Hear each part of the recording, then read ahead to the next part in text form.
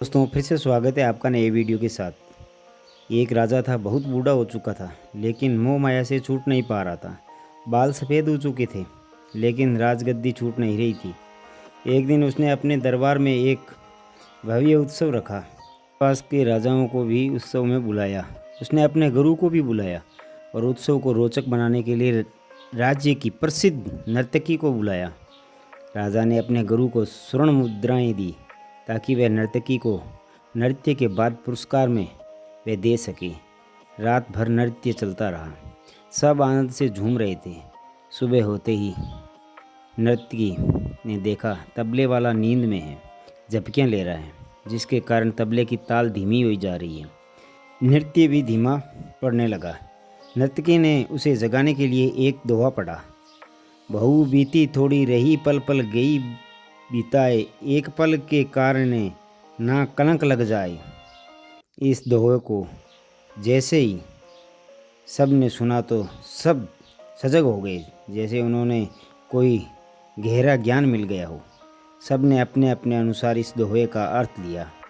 तबले वाला सतर्क होकर तबला बजाने लगा। सब लोग दोहे की बहुत प्रशंसा करने लगे। नर्तकी ने वो दोहा फिर से पढ़ा।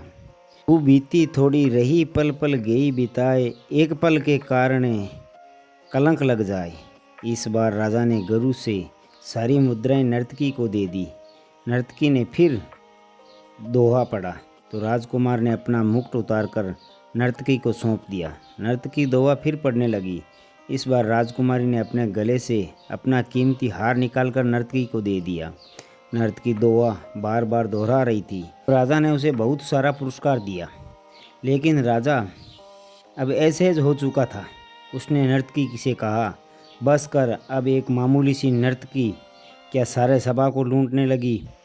आज राजा की यह बात जैसे ही गुरु ने सुनी तो उसने नेत्रों से आंसू बहने लगे।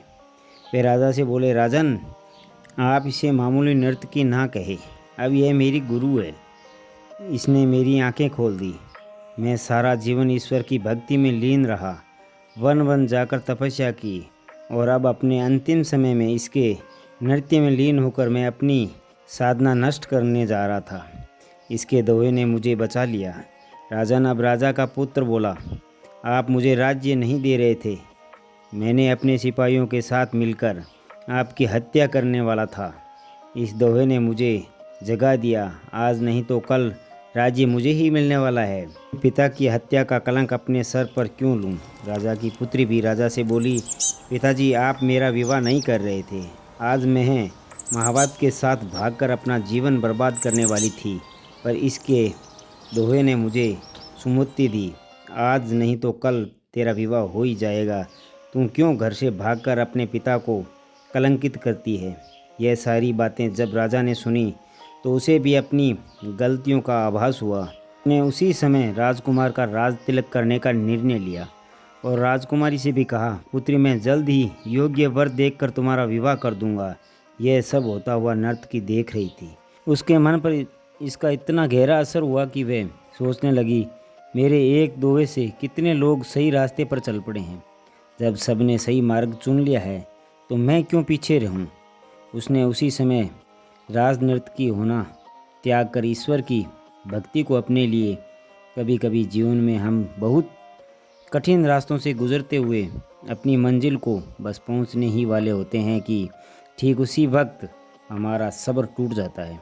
हम हिम्मत हार जाते हैं और रुक जाते हैं, ठहर जाते हैं। वे कहते हैं ना कि किश्तियाँ अक्सर किनारों पर ही डूबा करती हैं। ये बात बिल्कुल सच है कि मंजिलों पर पहुंचने से ठीक पहले सब्र टूट जाया करते हैं। इसलिए जब भी ऐसा लगे कि आप अधीर हो गए हैं, धैर्य ख़त्म होने लगा है, बार बार इस दोहे को दोहराइए।